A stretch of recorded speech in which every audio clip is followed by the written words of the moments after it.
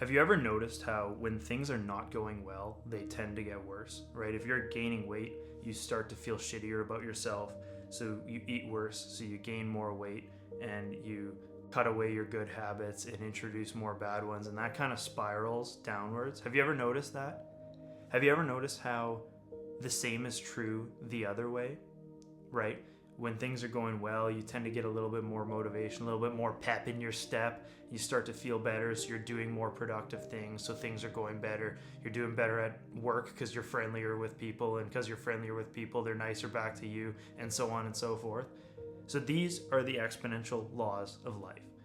What we do tends to compound one way or another, either positively or negatively. The way you can apply this to your own life is by understanding it and realizing, like, if you're in a rut, if you're maybe even in that downward spiral, what you have to do is you have to put the brakes on it, first of all. But then you have to understand that to get from A to B is not linear, right?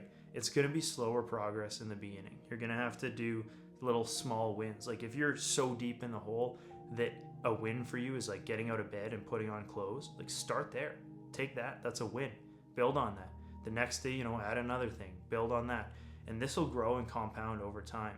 And your job, we'll all go through the phases of positive and negative throughout our lives, but your job is to keep a pulse on that and realize where you're at and do your best to always kind of do those productive things that keep compounding and growing over time, and not let yourself slip down that negative spiral, because it is tough to get out and it takes a little bit of time. It's totally doable.